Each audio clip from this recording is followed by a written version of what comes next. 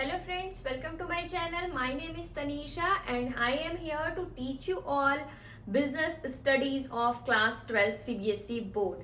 तो गाइज आपका स्वागत है हमारे आज के इस लेक्चर में, जिसमें हम स्टार्ट करने वाले हैं अपना chapter number 1 of business studies which is nature and significance of management. तो गाइज हम क्या करेंगे कि हम इस चैप्टर को कई पार्ट्स में डिवाइड कर देंगे और पार्ट वाइज हम इस चैप्टर को पढ़ेंगे ताकि वीडियो की लेंथ बहुत ज्यादा लंबी ना हो और आप बोर ना हो। तो आप जब भी इसे देखना तो आप पार्ट में जैसे है ये लेक्चर वैसे ही देखना और ट्राई करना। अगर आप एक साथ देख भी रहे हो तो फर्स्ट पार्ट देखने के बाद आप थोड़ा ब्रेक लेकर के ही सेकेंड पार्ट देखना, ठीक है।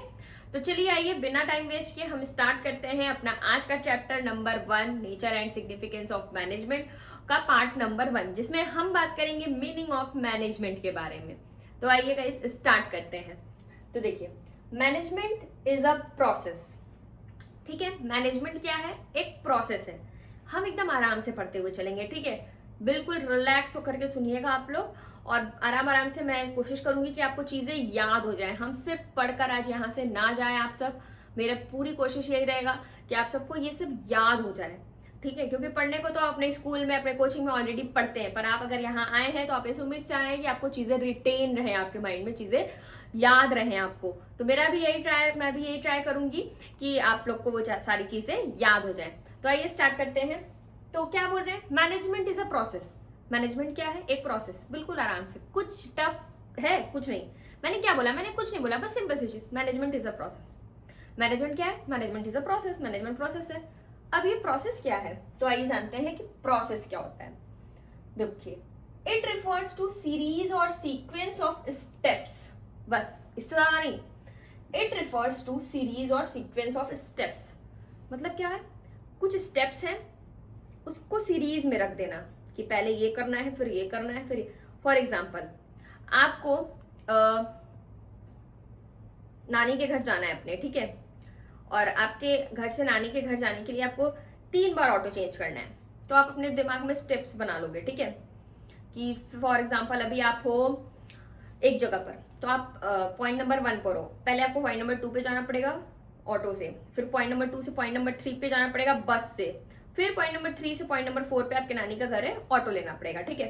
तो आपने क्या किया? पहले पॉइंट नंबर, तो आप अपने माइंड में एक स्टेप्स, क्या क्या स्टेप्स है? पॉइंट नंबर 1 से 2 पे जाना है, 2 से 3 पे जाना है एंड 3 से 4 पे जाना है। ये स्टेप्स है, उसको आप एक सीरीज में लेके आओगे। पहले 1 से 2 पे ही जाना है। अभी मैंने तो इसको नंबर में रख दिया है ना, तो इसलिए आप लोग को लग रहा है हाँ 1 से 2 पे ही जाएंगे, 2 से 3 पे ही जाएंगे, 3 से 4 पे ही जाएंगे। पर अगर ये नाम होते तो आपको पहले इसको सीरीज में लेकर आना पड़ता है कि पहले 1 से 2 पे जाना है फिर 2 से 3 पे। ये नहीं कि हम पहले ऑटो लेके पॉइंट नंबर 3 पे चले गए, फिर बस लेके 2 पे आए, फिर 2 से फिर बस लेके 3 पे गए। नहीं, हमारा सीरीज क्या है? हमें पॉइंट नंबर 1 से पहले 2 पे जाना है ऑटो से, फिर 2 से 3 पे जाना है बस से, फिर 3 से 4 पे जाना है अगेन ऑटो से, फिर हमारी डेस्टिनेशन वहीं पर है। तो ये क्या हो गया? एक सीरीज हो गया ऑफ स्टेप्स। तो इसी को कहते हैं प्रोसेस। मतलब कोई सीरीज या सीक्वेंस में जो स्टेप्स को लेकर आना, उसको हम क्या कहते हैं? प्रोसेस, ठीक है। किसी भी काम को करने के लिए जो स्टेप्स लगने वाले हैं उसको एक सीरीज में या सीक्वेंस में करना क्या होता है? Process. It refers to series या सीक्वेंस ऑफ स्टेप्स, यानी किसी भी चीज को करने के लिए जो स्टेप्स है, स्टेप्स के सीरीज या सीक्वेंस में होने को क्या कहते हैं? प्रोसेस। आई होप आपको प्रोसेस समझ में आ गया होगा और याद भी हो गया होगा। क्या है process? It refers to series और सीक्वेंस ऑफ स्टेप्स। सीरीज और सीक्वेंस ऑफ स्टेप्स। तो प्रोसेस क्या हो गया? सीरीज और सीक्वेंस ऑफ स्टेप्स। तो मैनेजमेंट क्या है? प्रोसेस है। यानी मैनेजमेंट में किसी भी काम को करने के जो स्टेप्स होते हैं उसके सीरीज और सीक्वेंस को क्या कहते हैं? प्रोसेस। तो मैनेजमेंट भी क्या है? एक प्रोसेस है। उस प्रोसेस में हम क्या करते हैं तो आइए देखते हैं किस चीज का प्रोसेस है, यानी क्या करने के स्टेप्स हैं, उसमें किस चीज काम को करने के स्टेप्स हैं। तो देखिए of getting things done. Management is a process. Management process समझ में आ गया। किस चीज का प्रोसेस है? ऑफ गेटिंग थिंग्स डन, यानी चीजें करवाने का, काम कंप्लीट करवाने का, चीजें करवाने का। Of getting things done. अब ये थिंग्स क्या क्या होंगे वो तो हम डिस्कस करेंगे। ऑफ गेटिंग थिंग्स डन यानी मैनेजमेंट क्या है? प्रोसेस है ऑफ गेटिंग थिंग्स डन, यानी काम करवाने का। ऑफ गेटिंग थिंग्स डन, काम हो जाने का, थिंग्स डन हो जाने का प्रोसेस है। With the aim of achieving goals. देखिए जैसे कि हम सबका कुछ ना कुछ गोल होता है। जैसे आप लोग अभी क्लास 12th में, तो आप में से किसी का गोल होगा कि मुझे 95 प्लस स्कोर करना है, किसी का गोल होगा मुझे 90% से अबव लेकर आना है, किसी का गोल होगा नहीं भाई मुझे तो बस पास होना है ना। हम सबके अलग अलग गोल्स होते हैं। उसी तरह से बिजनेसेस में भी हर बिजनेस का अपना अलग अलग गोल होता है, ठीक है। और हमारे बिजनेस में सारी एक्टिविटीज हम उसी हिसाब से करते हैं कि हम उस गोल को क्या कर पाए, अचीव कर पाए। तो यहाँ पे वही चीज कह रहा है कि achieving goal with the aim of achieving goal, मतलब मैनेजमेंट एक प्रोसेस है ऑफ गेटिंग थिंग्स डन, यानी काम हो जाने का विद द एम ऑफ। और हमारा एम हमेशा यही होगा, वो उन सारे काम को करने के पीछे हमारा एम क्या होगा कि हमारा गोल अचीव हो जाए, हमारा गोल अचीव हो जाए। क्या बोला मैंने, मैनेजमेंट क्या है, एक प्रोसेस है। प्रोसेस क्या होता है, सीरीज और सीक्वेंस ऑफ स्टेप्स। समझ में आ गया। तो मैनेजमेंट हमारा प्रोसेस है किस चीज का, ऑफ गेटिंग थिंग्स डन। अच्छा ठीक है, थिंग्स हो जाए मतलब थिंग्स डन हो जाने का हमारा प्रोसेस है। किसके साथ, with the aim of achieving goal, with the aim of achieving goals, यानी हमारे गोल्स अचीव हो। हमारा एम यही रहेगा कि हमारा एम गोल्स अचीव हो इफेक्टिवली एंड एफिशिएंटली। अब फिर वो गोल ऐसे वैसे ही नहीं अचीव हो जाए, कैसे अचीव हो जाए, इफेक्टिवली अचीव हो एंड एफिशिएंटली अचीव हो। अब यहां से निकल के आया दो टर्म, इसको अभी हम डिस्कस करेंगे। मैंने क्या बोला, मैनेजमेंट क्या है, पहले मैनेजमेंट के हम लोग मीनिंग को समराइज कर लेते हैं, एक साथ आपके पास मैं लेकर आती हूँ, ठीक है। देखिए क्या मैंने बोला, मैनेजमेंट क्या है, इज अ प्रोसेस, ठीक है। मैनेजमेंट एक प्रोसेस है ऑफ गेटिंग थिंग्स डन, ताकि हमारी चीजें हो जाएं, with the aim of achieving goals, और हमारा इसके चीजें हो जाएं और साथ में हमारे गोल्स को अचीव करते हुए, हमारा एम तो यही है, with the aim of achieving goals effectively and efficiently. क्या बोला मैंने, इफेक्टिवली एंड एफिशिएंटली। तो आइए अब जानते हैं कि इफेक्टिवली और एफिशिएंटली का मतलब, यानी इफेक्टिवनेस और एफिशिएंसी का मतलब क्या होता है, ठीक है। तो आइए पहले स्टार्ट करते हैं इफेक्टिवनेस से। क्या है, it is concern with doing the right task. मतलब इसका मतलब होता है इफेक्टिवनेस से कर मतलब सही काम करना, कंप्लीटिंग एक्टिविटीज, एक्टिविटीज को कंप्लीट करना, एंड अचीविंग गोल्स, यानी गोल को अचीव करना। It is concern with and result, इसका मेन फोकस होता है एंड रिजल्ट। मतलब क्या हुआ, देखिए सिंपल वर्ड में बताती हूँ, समय से काम पूरा करना, काम पूरा करना समय से, काम पूरा करना समय से, इफेक्टिवनेस। क्या बोला, it is concern with doing the right task, completing activities, ठीक है, इस एंड अचीविंग गोल्स। मतलब आपको कोई टास्क दिया गया, फॉर एग्जाम्पल हमने, हमारा गोल क्या है, हमारा गोल हो गया कि हमें सेल्स अपना नेक्स्ट ईयर तक, हमें सेल्स अपना 10% से इंक्रीज करना है, ठीक है। तो ये हमारा गोल हो गया। अब मैनेजमेंट क्या करेगा, मैनेजमेंट उसी हिसाब से काम करेगा। लेकिन फॉर एग्जाम्पल आपका गोल था कि आपको नेक्स्ट ईयर तक अपना सेल्स 10% तक इंक्रीज करना है, पर आप नहीं कर पाए, आपको आप उसके नेक्स्ट ईयर जाके किया, तो क्या आपने टाइम पर किया, इफेक्टिवली किया क्या, नहीं, आपने गोल अचीव तो किए बट टाइमली नहीं किया। तो इस ये मैनेजमेंट का एम नहीं होता है। मैनेजमेंट का एम होता है कि वो इफेक्टिवली क्या बोलते हैं कि गोल को अचीव करे, यानी कि टाइमली मैनर में करे। यानी कि इफेक्टिवनेस का मतलब हो गया डूइंग द राइट टास्क, सही काम करना है, कंप्लीट करना है एक्टिविटी को, गोल्स को अचीव करना है। ये नहीं कि इस साल के जो हमारे गोल्स थे वो अचीव ही ना कर पाए हम, नहीं, कर रहे हैं तो टाइम पे करें, ये हो गया इफेक्टिवनेस। अब आइए बात करते हैं इफिशियंसी के बारे में। तो ये क्या है, it refers to do the task in the right way. Effectiveness क्या था, डूइंग राइट थिंग्स, ठीक है, doing the right task, right task करना, ठीक है, काम कंप्लीट करना, इफेक्टिवनेस, काम सही तरीके से करना, इफिशियंसी। मतलब विथ मिनिमम कॉस्ट, सॉरी मैंने यहाँ कॉस्ट नहीं लिखा है, विथ मिनिमम कॉस्ट, यानी कम से कम कॉस्ट में, and optimum utilization of resources, और रिसोर्सेस का ऑप्टिमम यूटिलाइजेशन करते हुए, कॉस्ट कम रखते हुए। तो ये तो हमें समझ में आ गया कि हम इस तरीके से सोचेंगे कि हमारा टास्क इस तरीके से कंप्लीट हो कि कम से कम कॉस्ट में हो, ये ना हो कि वेस्टेज ऑफ मनी हो जाए, बहुत ज्यादा हम पैसा इन्वेस्ट करते चले गए कि जल्दी जल्दी हो जाए, नहीं, विथ मिनिमम कॉस्ट, इफेक्टिवली करने के चक्कर में बहुत ज्यादा हम वेस्टेज ना करें, बहुत ज्यादा कॉस्ट ना लगा दे, नहीं, इफिशियंटली करें, मतलब काम हो तो विथ मिनिमम कॉस्ट, यानी कम कॉस्ट लगे।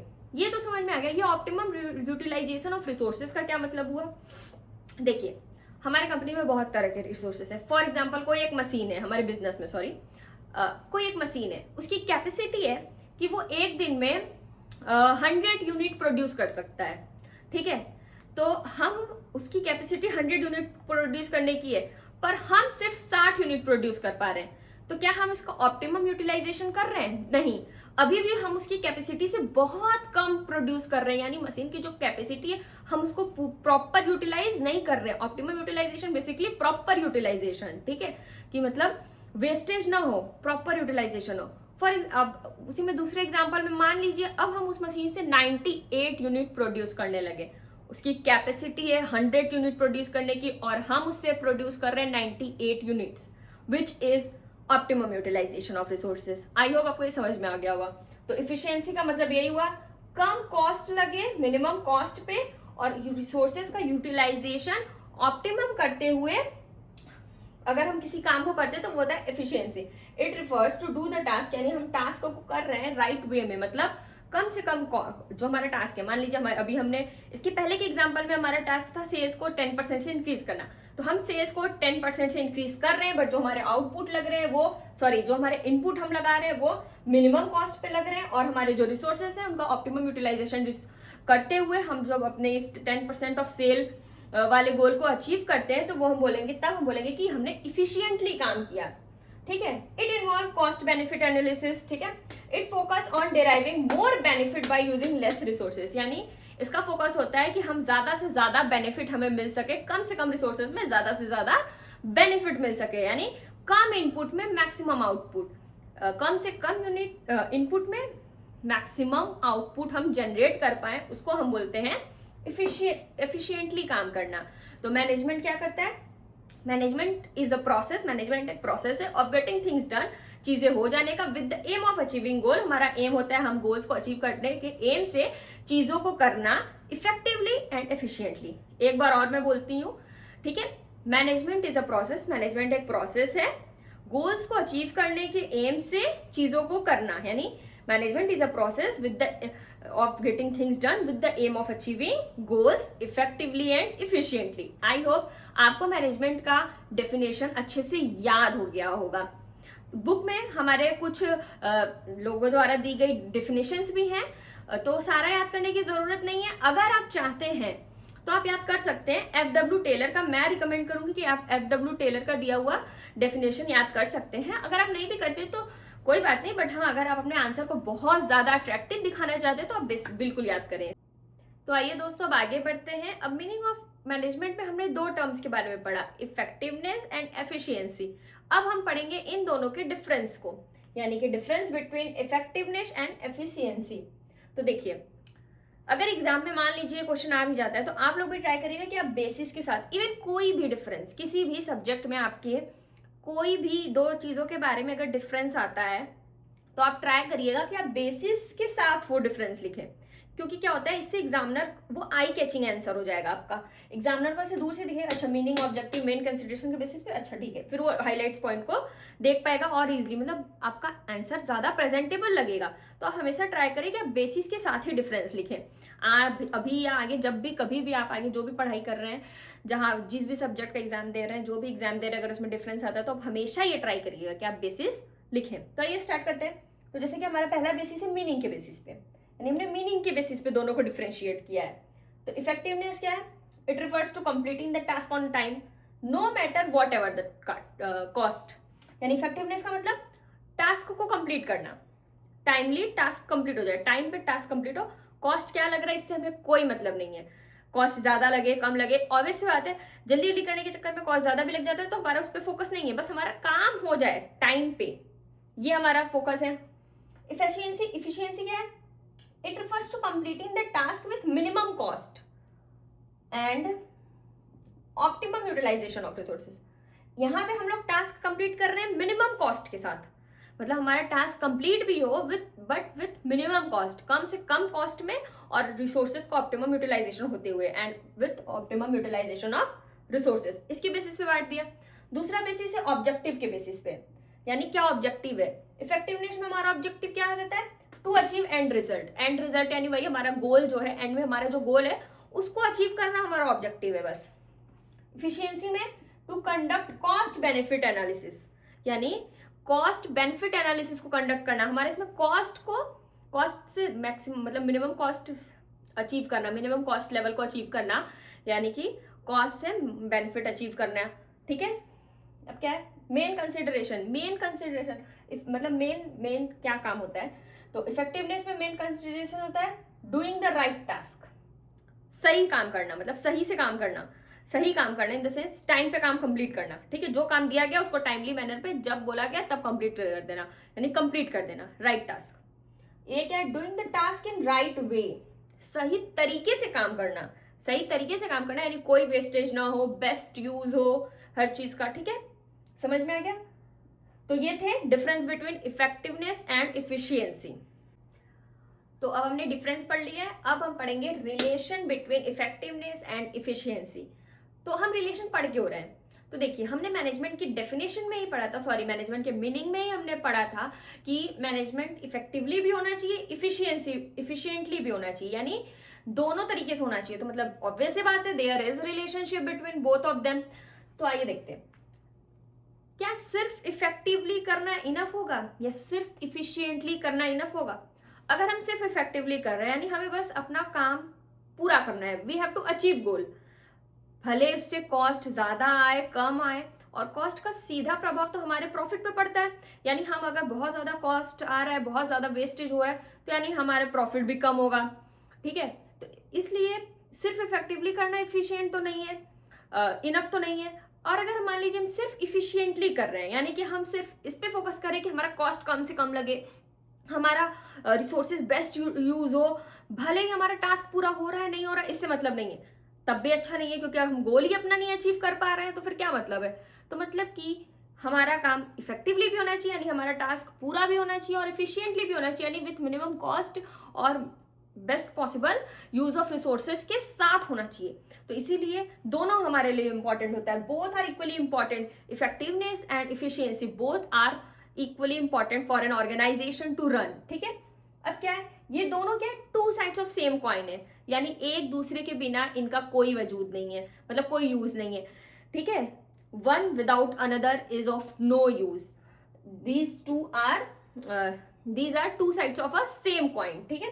अब क्या बोल रहे हैं बोथ टुगेदर, यानी दोनों, अगर हम इफेक्टिवनेस और इफिशियंसी की बात करें तो दोनों साथ मिलकर लीड टू हायर प्रॉफिट, यानी अगर हमारे ऑर्गेनाइजेशन में चीजें इफेक्टिवली और इफिशियंटली दोनों तरीके से हो रही है तो दोनों साथ में यानी कि हायर प्रॉफिट हमें मिलेगा, ठीक है। It helps to achieve our goal and it helps to maximize our profit, यानी higher profit and prosperity of an organization, organization के प्रॉस्पेरिटी को भी हायर करने में हेल्प करता है, यानी दोनों इक्वल यूज के हैं।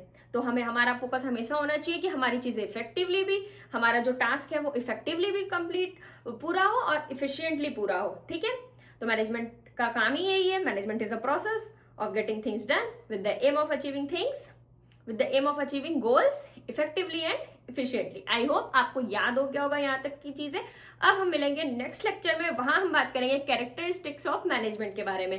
तब तक के लिए आप अपना ख्याल रखिएगा, और हाँ ये वीडियो अगर आपको अच्छी लगी हो तो लाइक करिएगा, कमेंट करिएगा, कोई भी डाउट हो या अगर अच्छी भी लगी हो तो प्लीज कमेंट करके मुझे जरूर बताइएगा, और अपने दोस्तों के साथ जरूर शेयर करिएगा जो क्लास 12th में है। Thank you, bye bye.